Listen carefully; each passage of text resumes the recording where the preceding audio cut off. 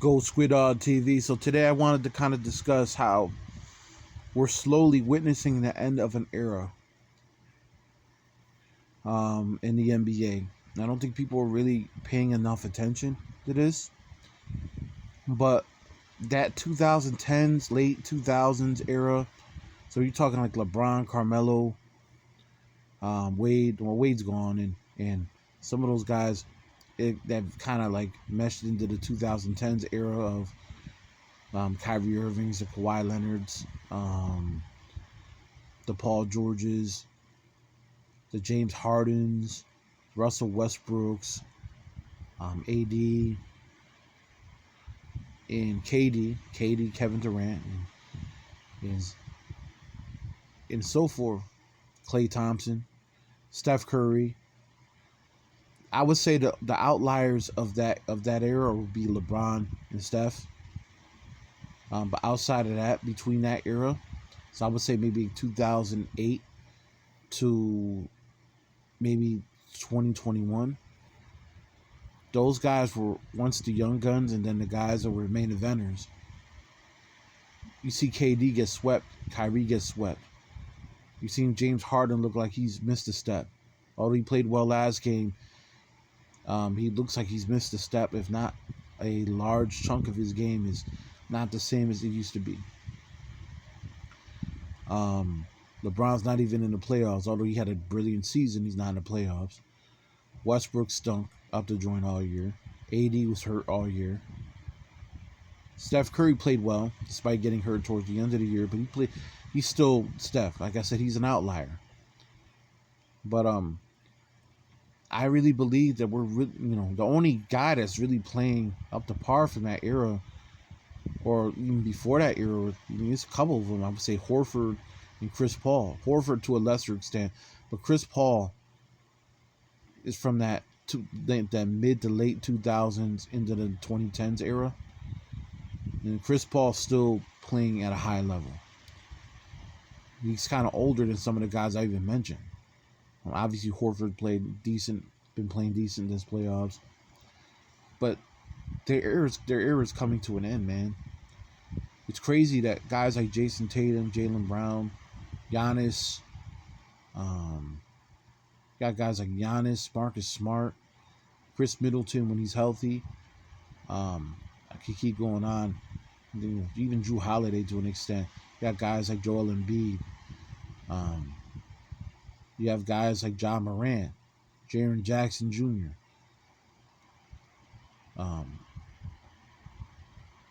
You got guys like that. And I'm pretty sure I'm missing a few other names. Devin Booker, obviously, and Luka Doncic. Luka, for sure. The game is changing, man. You're witnessing before your eyes that era is slowly dying, and a new era is here. The guys like JT, JB, Luka, Joel Embiid, Jokic, who just won MVP for the second time. Obviously, Giannis. I would say Giannis is kind of the spearhead for that era because he's won the title. These guys are coming, man. Giannis opened that door up. Even a guy like Bam and a guy like Tyler Hero, guys like that, they're young and they're coming up, man. They on the come up, man. These guys are coming. The days of, Jimmy Butler's from the older era, the era I just mentioned, the LeBron, Curry, the mid to 2000s, early 2010s era. So he's getting older. He's 34. Still playing on a decent level, but Kawhi was out all year with the ACL. So it's like we're really kind of witnessing the end of a generation and the start of a new one. And the reason why I said Steph Curry and LeBron James are outliers because those guys are so gifted that they're above all that. Those two are above that. After those two, I think everybody else kind of falls in line. And I just feel like a lot, like KD's kind of at the end of his road. He still score. But when you, like I said this 2.5 years ago, when you have an Achilles injury, you're never the same. You notice he's not playing as much games. He's missing like 50, 60 something games now. That wasn't KD before the injury. He's still talent. He's not quite the defender he once was. You know what I mean? And James Harden's just, he doesn't look like himself, man. I know the playoffs he's never really been that great, but he kind of admitted he's getting old. So it makes you kind of really wonder now, man. Like, yo, the shift is here. It's when, if you remember, in 2009, remember when Kobe and the Lakers got taken to the limit by OKC that one year, but they lost, and then OKC came back the next year and beat them.